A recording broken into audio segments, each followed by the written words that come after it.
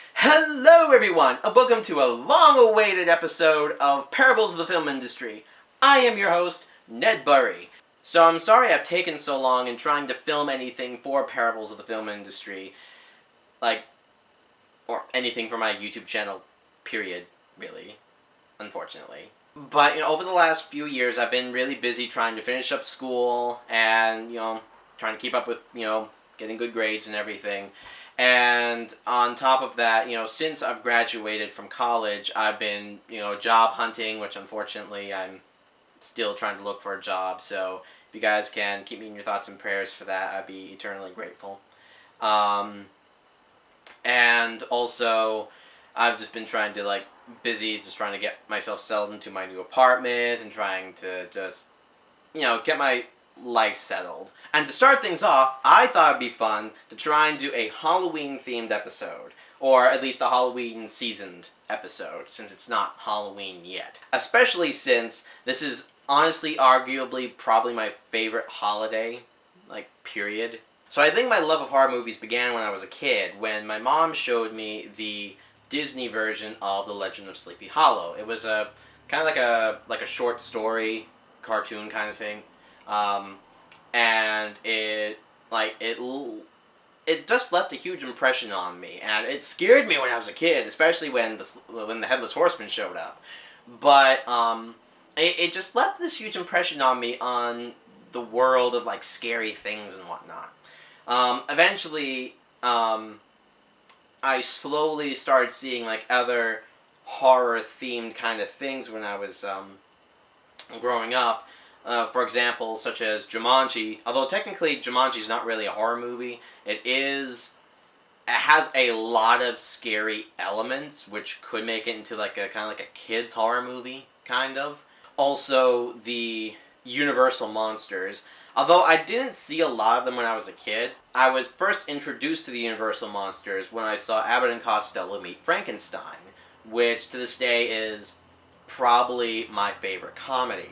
The first time I ever saw kind of like a gory kind of horror movie was when I accidentally saw one of my cousins watching one of the Leprechaun movies. For those who don't know, Leprechaun is basically one of those kind of silly horror movies where it's this little little leprechaun guy who's going around killing people because they stole his gold. It's utterly ridiculous, kind of fun to a certain extent if you don't take it seriously. I didn't watch the whole thing, but there was this one scene when I saw this talk show host or this, I don't exactly remember, or which Leprechaun movie it was, there's so many of them. But the Leprechaun wound up poking the guy's eye out with his little walking stick, and I was terrified of that. And since that time I hated horror movies. But once again, that left an impression on me. And eventually, as I got older, I'm like, you know what, I think I'll give horror movies, a shot again. And my sister owned the Tim Burton version of Sleepy Hollow. So, which is really funny because it's the Legend of Sleepy Hollow Disney movie that kind of got me into horror when I was a kid, and now it was this movie which was to go ahead and get me into horror again.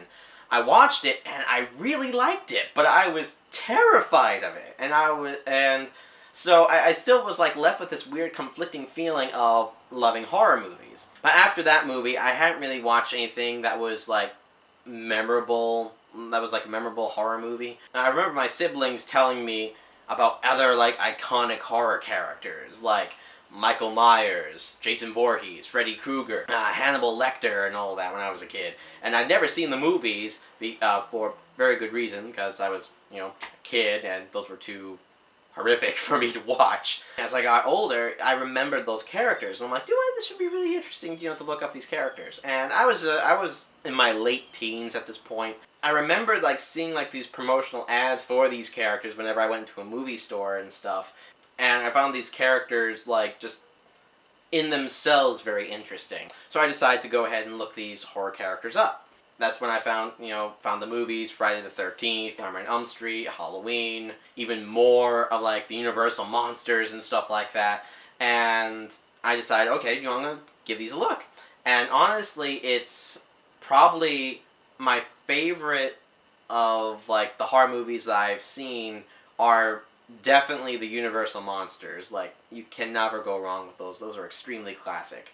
I eventually came to like really love like Freddy Krueger, Jason Voorhees, Michael Myers, and just like a ton of other like horror movies. And they just kept coming and coming and coming, and I'm just like, these are really interesting. Um, and it's really funny because I was originally Baptist before I became Catholic. When my mom found out I was watching like these horror movies, she's like, "Why are you watching those disgusting things? Ah!" This is a little bit funny. She thought like I was like going bad because I was watching these horror movies, because it's an awful stereotype that people who tend to really enjoy horror movies usually have something wrong with their brain or something like that. And it's just utterly ridiculous, in all honesty. When it came to something with my mother, you kind of had to you had to have a good stand in what you believe in order to bring it to her. She would still disagree with you, but at least she would understand where you're coming from. So eventually, because I love these horror movies and I didn't really want to be bothered by it anymore, I was eventually brought to the original Grimm's Fairy Tales. I don't know who of you have read the original Grimm's Fairy Tales, but they are really gruesome. They are actually like their own like horror stories to a certain extent. Although there are some really nice, charming ones and stuff. There are a lot of really violent things that happen in a lot of those stories, and even some of them are like really quite messed up. But the thing with the Grimm's Fairy Tales is that they were originally moral stories for kids, and the gruesome aspects were there to leave an impression on people, or on these kids, so that way they would learn a lesson from it. So that made me think, I'm like, well, honestly, a lot of these horror movies have moral aspects to them. The Universal monsters especially, depending on like which movie you watch, are the perfect example of a tragedy. And yeah, they have, back then when they were first coming out, they had a lot of scares for people. Back then when the Universal Monster movies were first coming out, they, of course did scare a lot of people. But in the end, they were actually moral tragedies. I'm not saying like all horror movies have a morality concept to them, but there are a lot of horror movies out there which do have a sense of a moral story to them. Some of the best examples would definitely be within the classics, such as The Fly, the Universal Monsters especially. I've done this video before, Friday the 13th, Psycho, and so many others. They all have a moral story to them. There are a lot of them out there which are just artistically supposed to be scary and not really like teach a certain like moral to it or whatever. And those are still a lot of fun to watch. So it's because of all this research that I did, and eventually I just started like growing even more and more interested in the horror genre, that I decided that, like the bigger parts of like my movie collection would definitely be horror movies, because I love horror movies.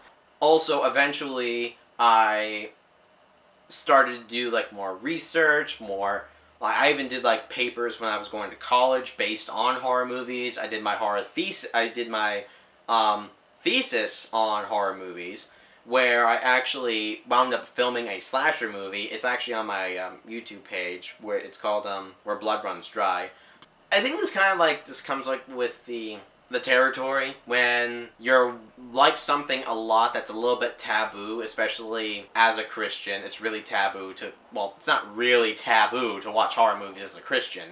It's just, you meet a lot of those more closed off Christians who tend to think like, oh no, you watch horror movies, I'm going to judge you so hard and pray for your soul.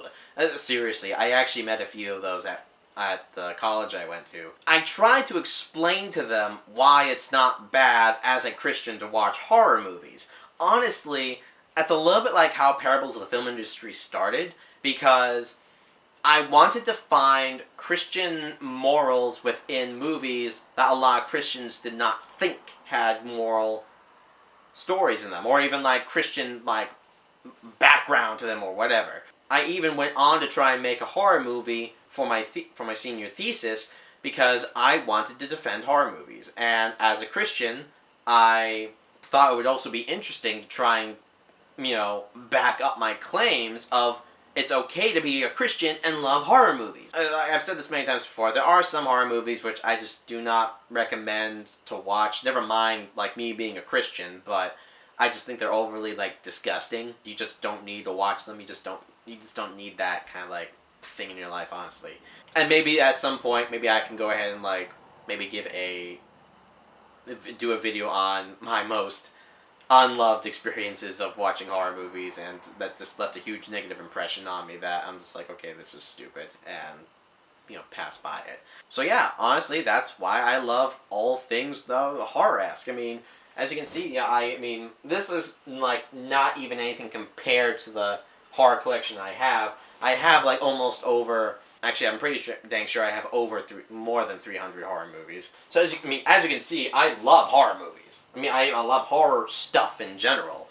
And I like to collect, like, horror memorabilia. It's really cool. Especially stuff with, like, Universal Monsters or, like, classic horror movies. Or, yes, some of the slashers from the 80s, like, Jason Voorhees, Friday the 13th stuff, or Nightmare on Elm Street stuff, and I keep saying these names over and over again, but I love them. They're so much fun. One of the things I would really love to do when I finally if I finally get, like, a job in, like, in the film industry or something, is to make my own feature-length horror movie. But until then, all I have is to go ahead and learn from the greats, and learn one day how to make my own extremely awesome, horror movie. And something that I think I'm planning on doing, and not just for the Halloween season, although I wish I had more time to, like, do this, so it's kind of more like a belated thing. I plan on doing a few videos on horror movies. And even though, like, this is, like, the last week of October, other than, the 31st, which is next week, I just thought it would be a lot of fun to try and, like, show you my passion for horror movies. Because it's honestly my favorite genre. Like, I wouldn't say my favorite movies are in the horror genre, but it's my favorite genre overall. Because it has more movies within the genre that I like compared to other genres, such as, like, sci-fi, fantasy, like, comedy especially. I hate modern comedy. I only like the old-fashioned classic stuff. I also really love superhero movies a lot. There's just something about the horror genre that has just, like, this special thing to it. It's really hard to explain, so that's why I'm doing, like, these videos. So that way I can show you my love of the horror genre.